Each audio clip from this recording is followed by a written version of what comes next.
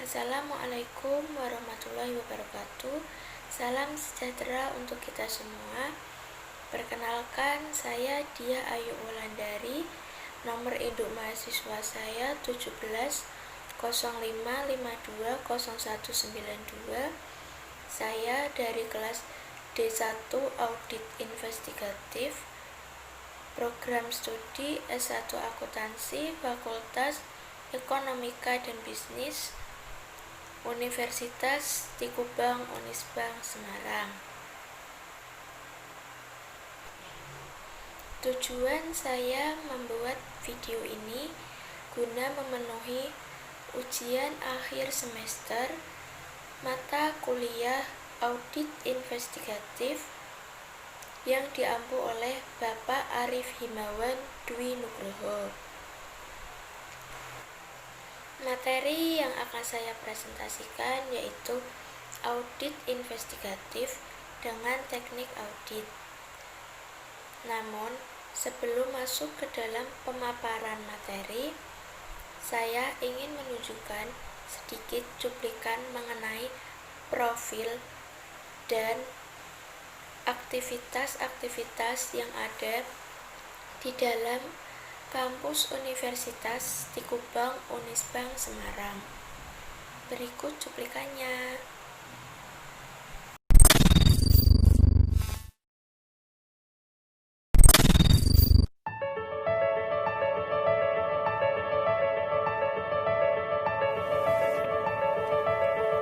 Dimulai dari sini, saya merasa bahwa sukses bukan lagi cuma sekedar angan-angan. Dimulai dari sini, saya mulai bertemu dan mempelajari ilmu ekonomi dan bisnis dari dosen-dosen yang profesional dan dosen-dosen yang benar-benar ahli di bidang ekonomi dan bisnis. Dimulai dari sini, saya diajarkan bagaimana menjadi seorang pebisnis yang handal dan terampil. Dimulai dari sini, saya mulai mengerti bagaimana merencanakan sebuah plan agar dapat direalisasikan dengan baik.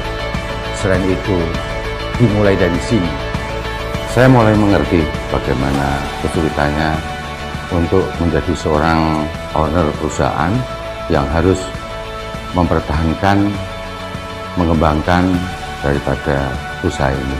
Apalagi di tengah-tengah persaingan yang berat, dan lagi saya juga merintis karir sebagai karyawan Bank Jateng. Jadi dalam situasi ini saya harus berusaha dua-duanya, karir yang sukses dan usaha yang sukses pula.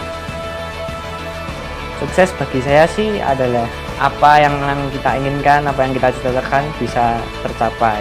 Tidak mudah sih memang kalau mengingat banyak hal yang telah saya lalui baik suka maupun duka.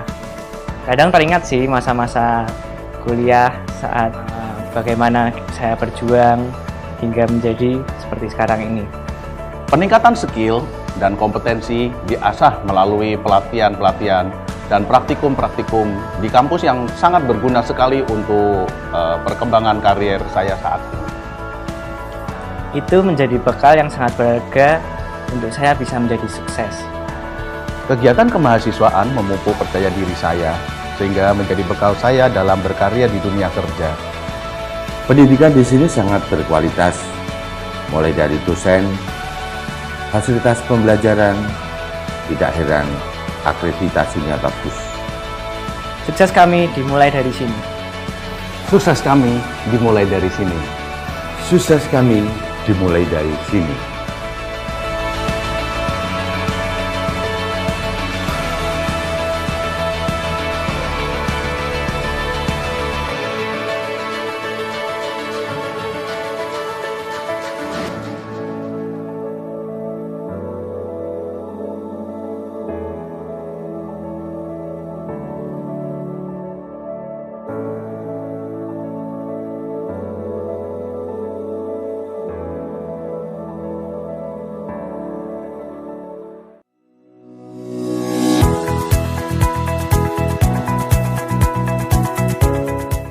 Untuk menjadi bangsa yang maju dibutuhkan ekonomi yang kuat.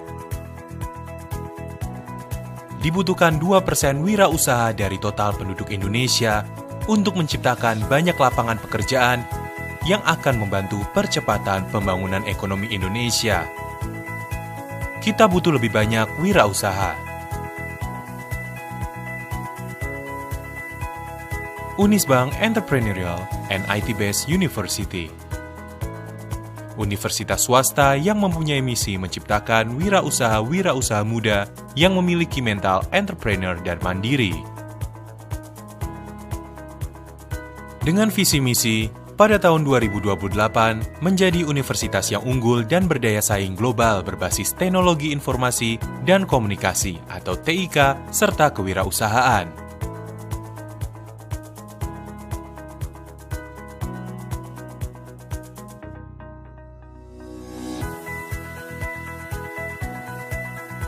Unisbank memiliki 10 program studi dalam 6 fakultas yang akan mendidik calon-calon entrepreneur muda.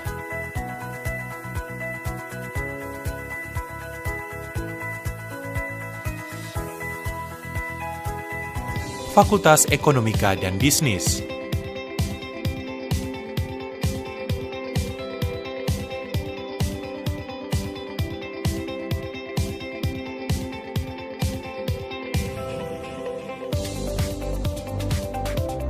Fakultas Teknologi Informasi.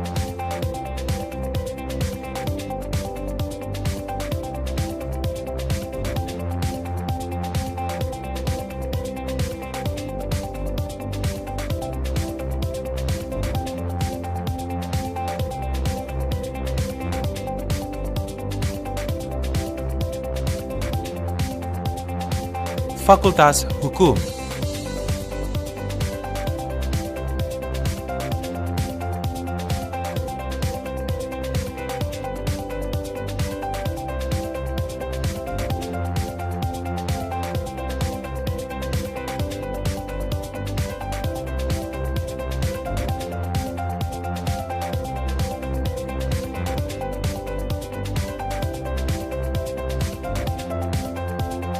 Fakultas Bahasa dan Ilmu Budaya.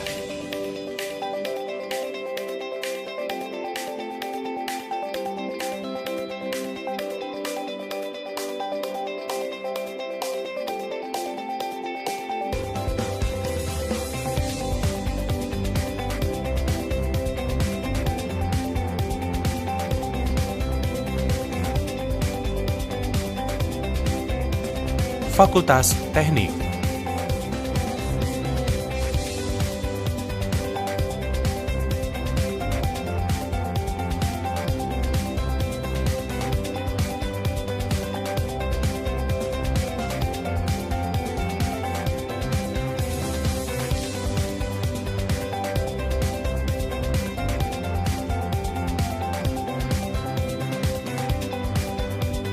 Fakultas Pariwisata.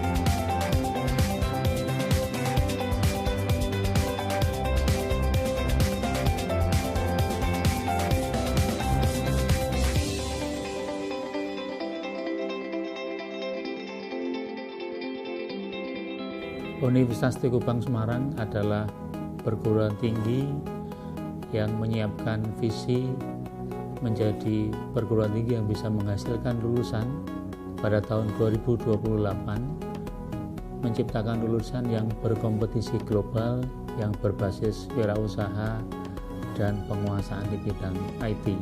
Untuk menuju pada pencapaian visi itu, kami terus meningkatkan berbagai kerjasama, baik kerjasama dengan institusi pemerintah di dalam negeri maupun institusi di berbagai negara di luar negeri. Khususnya untuk bidang entrepreneur dan IT, memang ini menjadi basis bahwa mahasiswa Unisbank dia harus satu menguasai teknologi, yang kedua dia harus mampu untuk mandiri karena kami bekali dengan entrepreneurship, sehingga tahun 2028 kami siap untuk menjadi perguruan tinggi yang bisa menghasilkan lulusan di tingkat global. Terima kasih. Mudah-mudahan memberi solusi untuk menjadi Unisbank lebih baik. Apa kata mereka tentang Unisbank? Banyak hal-hal yang saya ambil setelah kita bekerja. Semua teori-teori ternyata sama dengan apa yang kami praktekkan. Jadi semua itu berguna untuk pekerjaan di masa-masa yang akan datang. Untuk harapan saya ke depannya Unisbank akan semakin maju untuk mencetak generasi-generasi baru setelah saya, karena memang sangat dibutuhkan dalam industri perbankan selama ini. Terbukti dengan lulusan-lulusannya yang selama ini banyak menduduki di pos-pos penting di perbankan seluruh Indonesia. Unisbank yang saya kenal adalah Unisbank yang terus menjalani dinamikanya sebagai kampus swasta. Sikap kewirausahaan itu menurut saya adalah sebuah jihad baru bagi Indonesia. Jadi mahasiswa entrepreneurship di Unisbank ini, sejauh intuisi saya, ia diajar, dikelola, di-coach oleh sumber-sumber yang sangat otentik dan menjadi pelaku-pelaku paling intensif di dunia kewirausahaan. Saya optimis kepada niat baik ini. Saya doakan kampus ini menjadi bagian dari pertumbuhan negeri ini. Saya Pri GS. Dalam berkuliah di Unisbank sangat membantu dalam pengembangan usaha saya, karena di Unisbank sendiri terdapat beberapa program untuk kewirausahaan yang bisa saya ikuti, dan kemudian kami juga mempunyai beberapa link untuk mengembangkan usaha baik di bidang pemasaran maupun di bidang produksi. Dengan itulah kami harap kalian bisa bergabung untuk menjadi wirausaha sukses dengan berkuliah di Unisbank. Bicara entrepreneurship Jawa Tengah, saya rasa nggak bisa lari jauh-jauh dari Unisbank. Unisbank ada di garis depan bersama-sama dengan Kadin Jawa Tengah, bersama-sama dengan pemerintah daerah Jawa Tengah untuk membuka network, untuk mengembangkan pasar bagi teman-teman UKM. Dan pada saat ini saya rasa Unisbank bukan hanya bicara entrepreneurship, tapi juga bicara kreatif entrepreneurship, dan selalu bersinergi dengan kami, Kadin Jawa Tengah, ke depan untuk membuat UKM berkualitas global dari Kota Semarang dan dari Jawa Tengah pada khususnya. Unisbank, Entrepreneurial IT-Based University.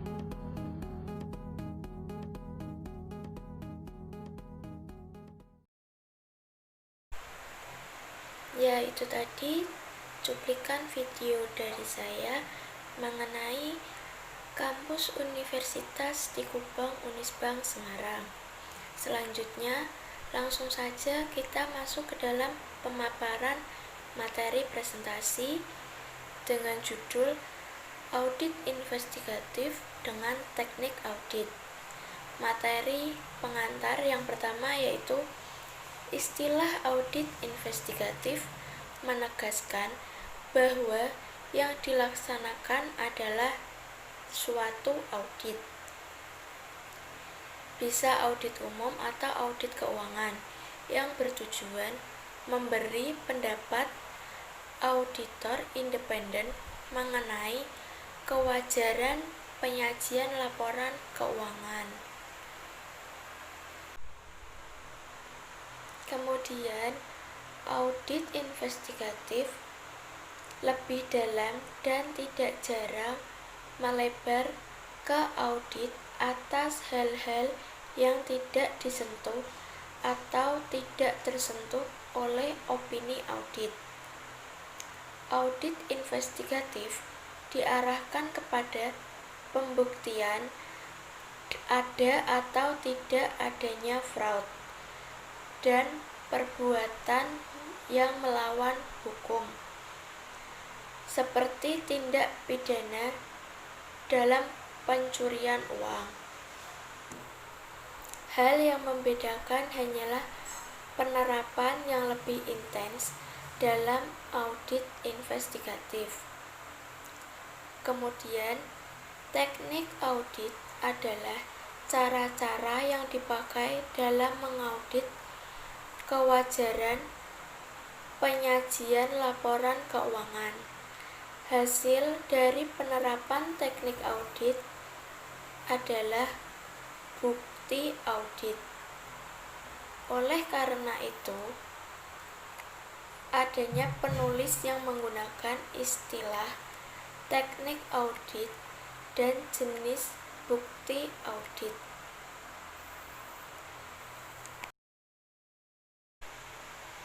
Ada 7 dalam teknik audit. Yang pertama, memeriksa fisik. Yang kedua, meminta konfirmasi. Yang ketiga, memeriksa dokumen. Keempat, review analitikal. Yang kelima, meminta informasi lisan atau tertulis dari auditi. Yang keenam, menghitung kembali. Dan yang terakhir, ketujuh, yaitu mengamati. Audit investigatif yaitu bersifat eksploratif. Jika teknik-teknik audit diterapkan dalam audit umum, maka bukti audit yang berhasil dihimpun akan mendukung pendapat auditor independen. Teknik-teknik audit relatif sederhana untuk diterapkan dalam audit investigatif. Sederhana namun ampuh. Materi selanjutnya yaitu kunci keberhasilan. Kunci keberhasilan dari semua teknik audit investigatif yaitu ada 4. Yang pertama, mengerti dengan baik yang akan dipecahkan. Apa yang akan diaudit investigatif? Dalam akuntan forensik, mengidentifikasi persoalan sejak tahap audit fraud yang proaktif sampai diterimanya tuduhan, dugaan, keluhan, dan temuan sementara. Yang kedua, kuasai dengan baik teknik audit investigatif. Penugasan yang baik memungkinkan investigator menerapkan teknik yang tepat untuk menyelesaikan persoalan yang diidentifikasi. Kemudian yang ketiga, cermat dalam menerapkan teknik yang dipilih. Biarpun tekniknya tepat, apabila pelaksanaannya tidak cermat, hasilnya tidak akan seperti yang diharapkan. Yang keempat, cermat dalam menarik kesimpulan dari hasil penerapan teknik yang dipilih. Materi selanjutnya, teknik-teknik audit. Cakupan dari berbagai teknik audit dalam berbagai audit investigatif seperti teknik-teknik yang diterapkan dalam kejahatan perpajakan dan kejahatan interogasi, follow the money dalam fraud dan tindak pidana pencurian uang. Kemudian terdapat 7 teknik yang lazim dikenal dalam audit atas laporan keuangan dengan aplikasi dan contoh-contoh audit investigatif. Lalu penekanan pada teknik-teknik audit akan diberikan pada review analitikal. Materi selanjutnya yaitu memeriksa fisik dan mengamati. Memeriksa fisik atau physical examination lazimnya diartikan sebagai perhitungan uang tunai, baik dalam mata uang rupiah atau mata uang asing, kertas berharga, persediaan barang, aset tetap, dan barang berwujud lainnya.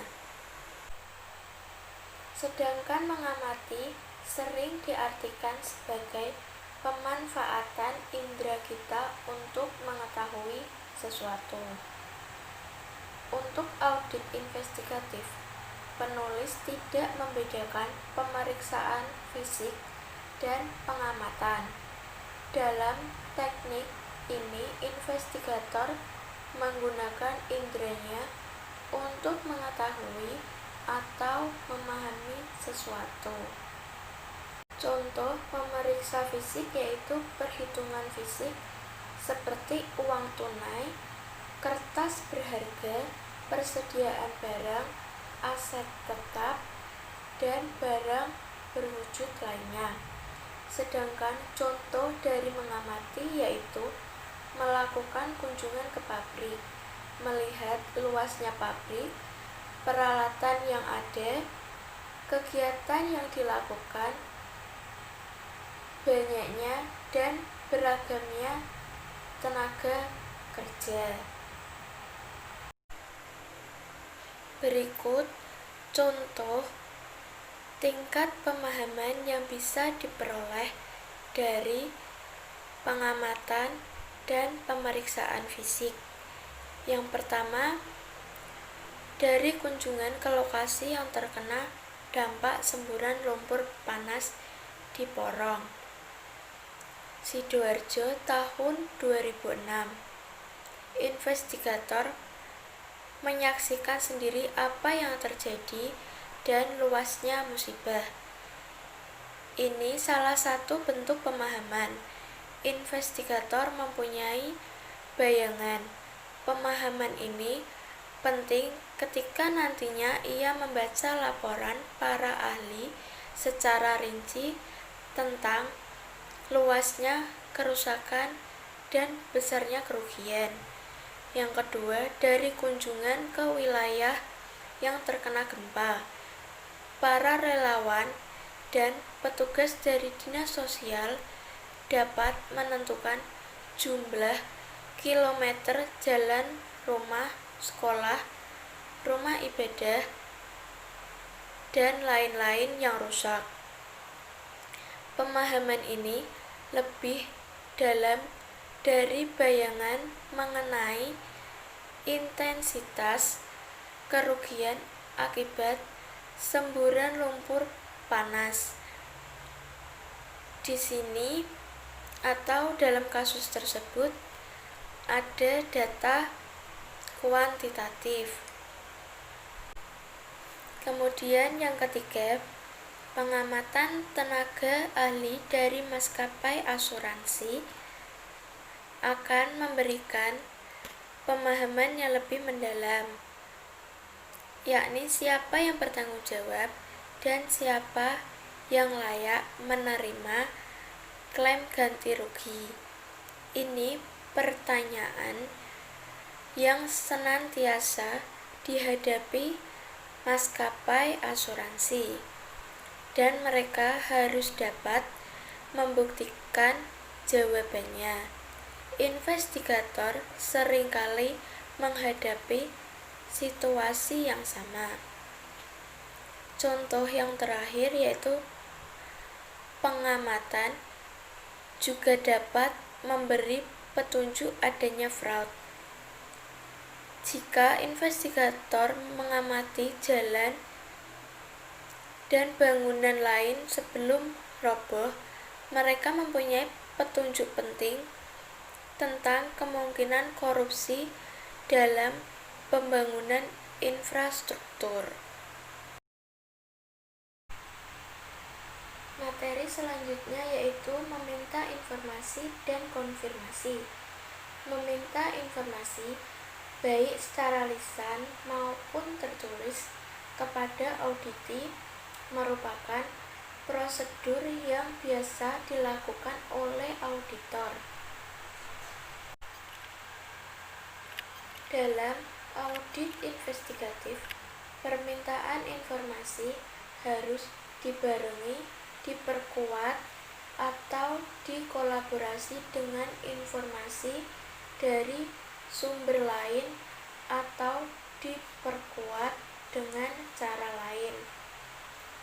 Permintaan informasi sangat penting dan juga merupakan prosedur yang normal dalam suatu audit investigatif.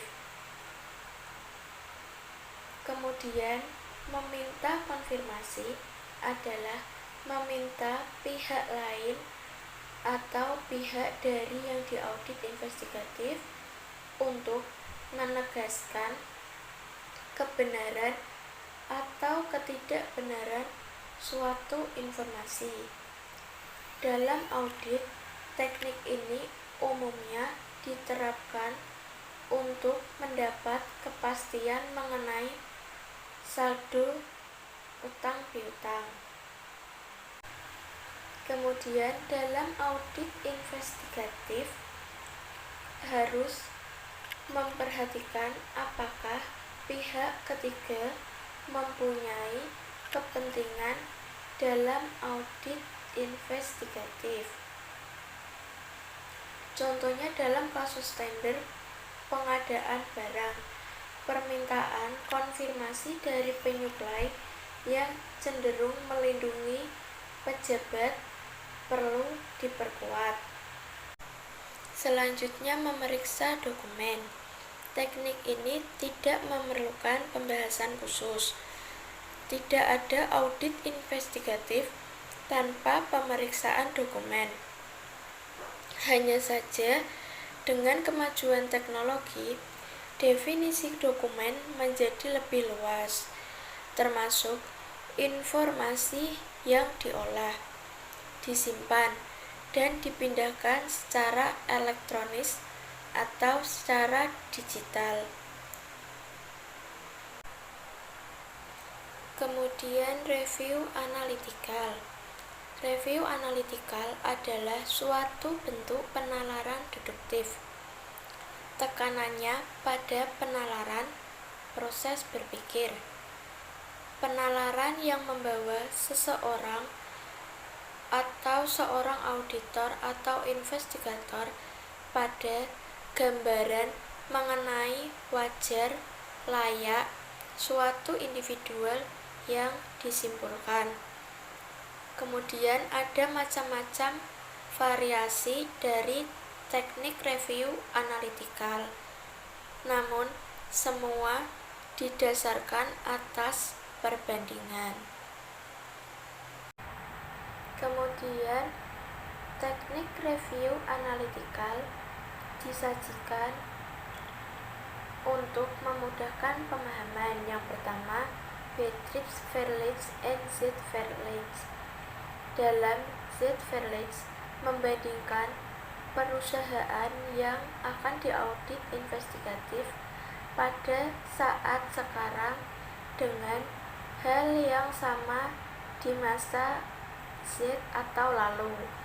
Dalam Z-Verlies kita mencoba memahami bagaimana perusahaan yang diaudit investigatif ini berbeda dengan masa lalunya. Yang kedua yaitu membandingkan anggaran dan realisasi. Membandingkan data anggaran dan realisasi dapat mengidentifikasikan adanya fraud atau kecurangan. Hal yang perlu dipahami adalah mekanisme pelaksanaan anggaran, evaluasi atas pelaksanaan anggaran, dan insentif atau keuangan maupun non-keuangan yang terkandung dalam sistem anggarannya. Yang ketiga, analisis vertikal dan horizontal. Analisis vertikal dan horizontal merupakan rasio laporan keuangan. Analisis vertikal menunjukkan rasio antara suatu akun dengan akun lainnya dalam laporan keuangan untuk tahun yang sama.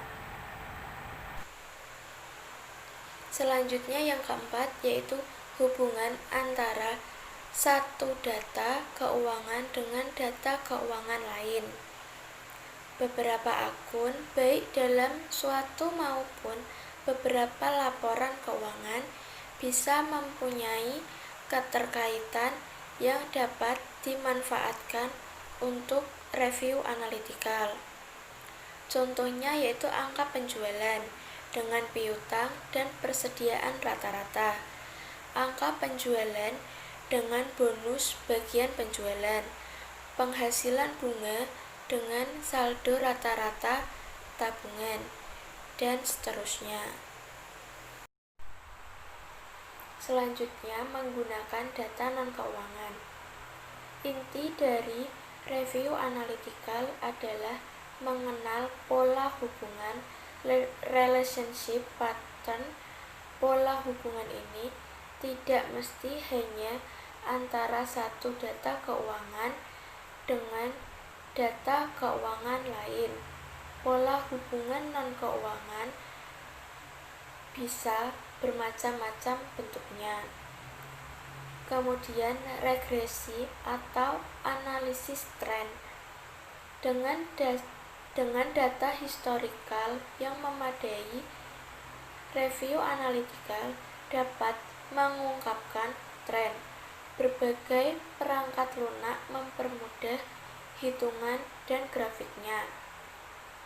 Misalnya STAR, perangkat lunak Deloitte yang disebut dengan regresi atau analisis tren.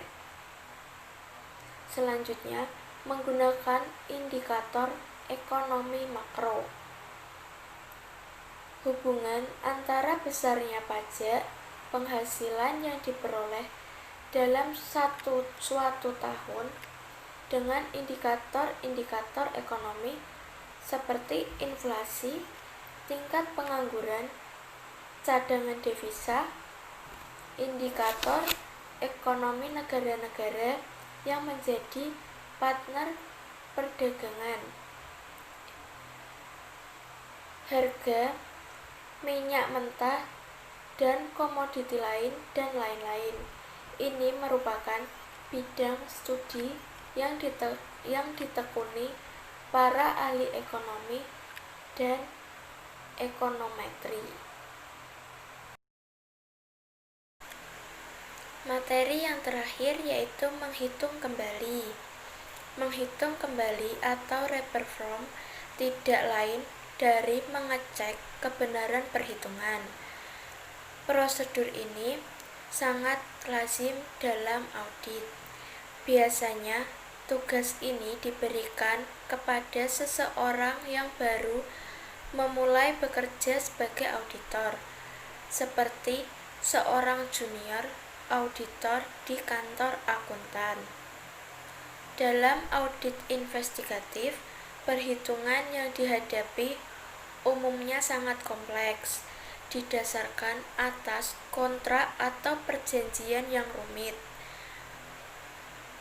Mungkin sudah terjadi perubahan dan renegosiasi berkali-kali dengan pejabat atau kabinet yang berbeda.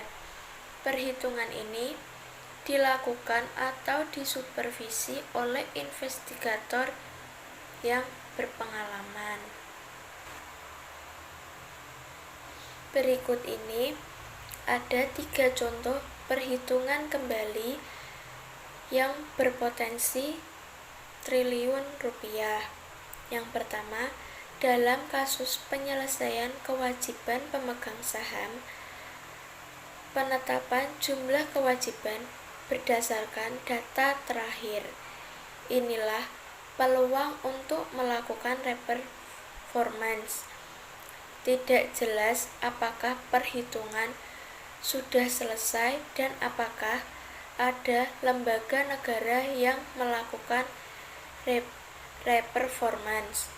Yang kedua, perhitungan cost recovery oleh kontraktor bagi hasil atau production sharing kontraktor.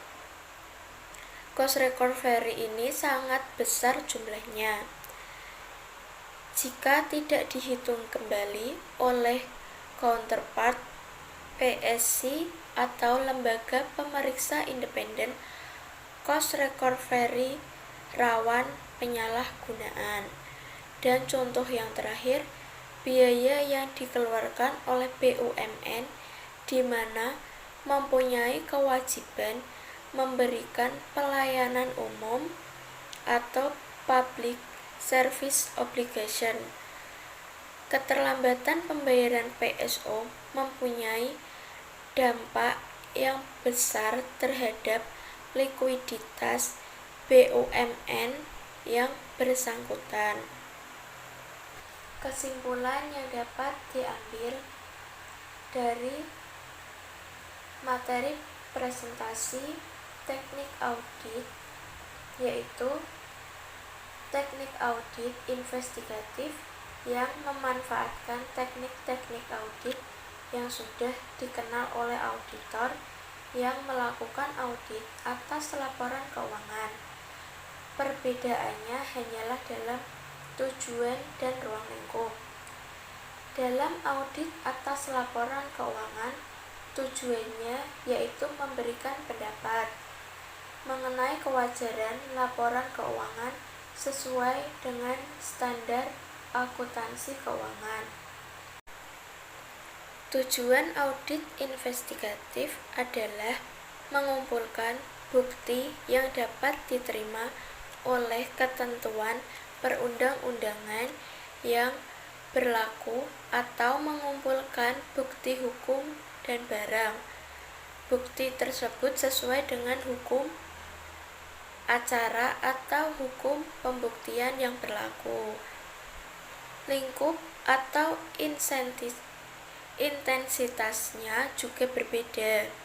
Dalam audit atas laporan keuangan, auditor mengumpulkan bukti audit untuk memberikan reasonable assurance atau keyakinan yang memadai. Audit investigatif lebih dalam dan lebih luas dari audit atas laporan keuangan karena bukti hukum dan bukti barang yang dikumpulkan akuntan forensik akan diuji dalam persidangan atau pengadilan atau di luar pengadilan. Sebelum saya akhiri, saya ingin mengutip kutipan kata-kata bijak dari Mahatma Gandhi, yaitu masa depan tergantung pada apa yang kamu lakukan hari ini. Sekian presentasi yang dapat saya sampaikan, kurang lebihnya mohon dimaafkan. Wassalamualaikum warahmatullahi wabarakatuh.